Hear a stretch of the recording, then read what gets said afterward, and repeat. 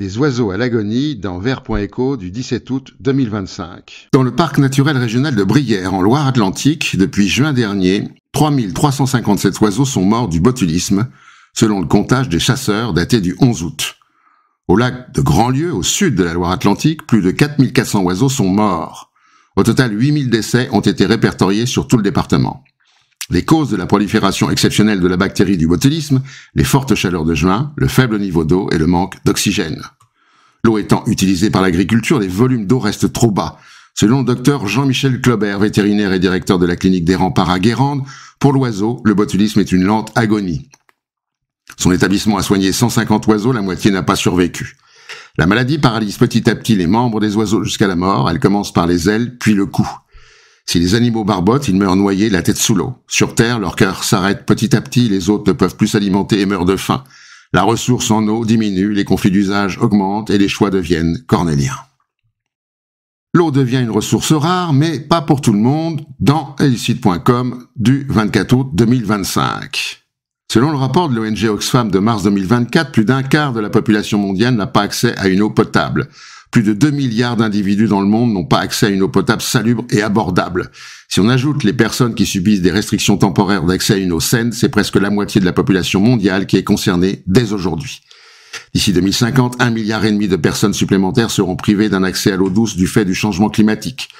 Selon le rapport du GIEC de 2022, les effets délétères du réchauffement climatique sur les ressources en eau frappent les populations de façon inégale. Les plus pauvres, à la fois dépendantes de l'agriculture pluviale et disposant d'un accès limité à l'eau et à l'assainissement, sont les plus exposées aux pénuries et aux maladies hydriques. En outre, en 2020, le GIEC indiquait que 2 milliards de personnes n'ont pas accès à de l'eau non contaminée et 771 millions ne disposent pas de services d'assainissement de base, principalement en Afrique subsaharienne et dans les zones rurales. Depuis 1900, la demande en eau douce a été multipliée par 8 quand, dans le même temps, la population mondiale a augmenté d'un facteur 5. Si cette tendance se prolonge, la demande mondiale en eau devrait croître de 20 à 30% d'ici 2050. De plus, selon le GIEC, l'agriculture et l'irrigation comptent pour 60 à 70% des prélèvements mondiaux d'eau douce. Il convient d'ajouter l'essor des activités industrielles, notamment dans les pays émergents, qui engendrent une demande croissante en eau pour la production d'énergie, la fabrication de biens de consommation et l'extraction des ressources naturelles. Au total, agriculture et industrie comptent pour 90% des prélèvements mondiaux d'eau douce. Oxfam confirme que les acteurs majeurs industriels et agricoles s'approprient les ressources en eau au détriment des populations locales et de l'environnement. Les 200 millions d'habitants de la Corne d'Afrique subissent une sécheresse depuis 2017 qui a pour conséquence une crise alimentaire sans précédent. Pourtant, 1000 milliards de litres d'eau ont été prélevés par l'industrie dans cette région en 2020. Enfin, 1 million de bouteilles d'eau sont vendues dans le monde chaque minute. L'industrie de l'eau en bouteille puise dans les réserves censées être le bien commun pour les vendre 150 à 1000 fois plus cher que l'eau du robinet. Les prévisions de chiffre d'affaires du marché mondial à l'horizon de la fin 2050 indiquent une croissance de près de 20% pour atteindre les 425 milliards de dollars, alors que les prélèvements d'eau des nappes phréatiques dépassent souvent leur capacité de renouvellement.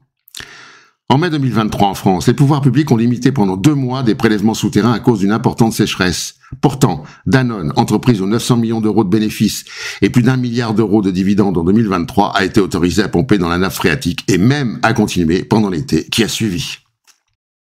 De la privatisation de l'eau dans la relève-et-la-peste.fr du 14 octobre 2022. 3 litres d'eau sont utilisés pour chaque litre d'eau en bouteille. Nestlé, Danone, Coca et Pepsi sont les principaux embouteilleurs d'eau dans le monde.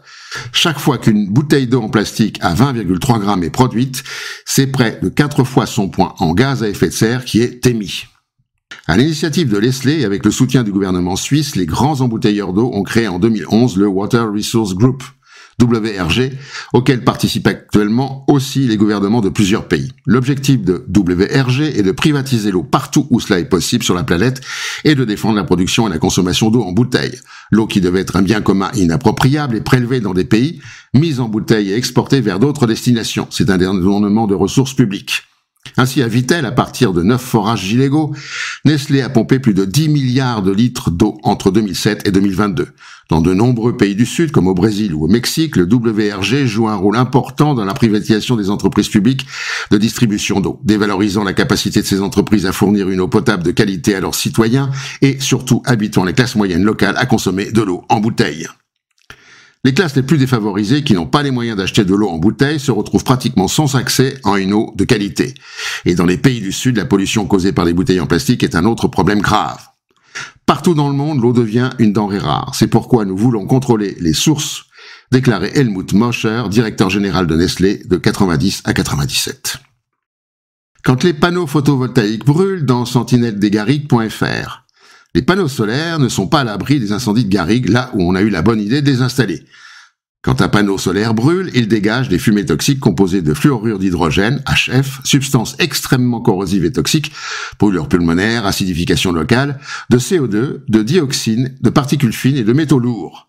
Les cendres ne sont pas moins toxiques, elles se composent de plomb, de cadmium ou d'étain, qui peuvent polluer les sols et les eaux de ruissellement. Autrement dit, les conséquences environnementales ne sont pas anodines. Pollution atmosphérique locale, contamination des sols et des nappes par les cendres et les eaux de pluie qui lessivent les débris. En outre, les incendies mobilisent des tonnes d'eau d'extinction qui entraînent les polluants vers les rivières et les zones humides.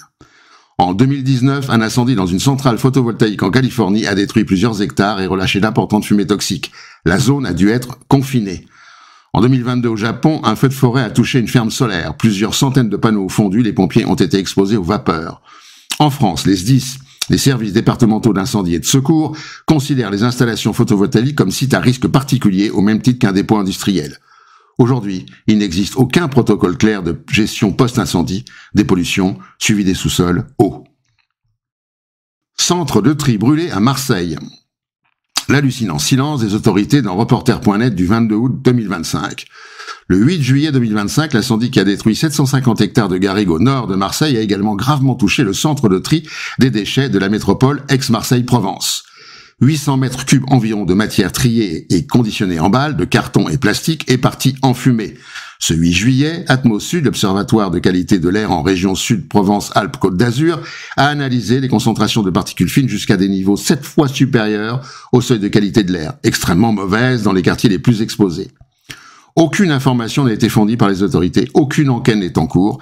Les Marseillais ont respiré des fumées toxiques sans savoir ce qu'elles sont ni les conséquences possibles sur leur santé.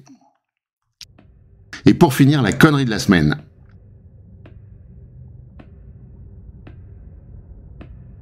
À la prochaine fois.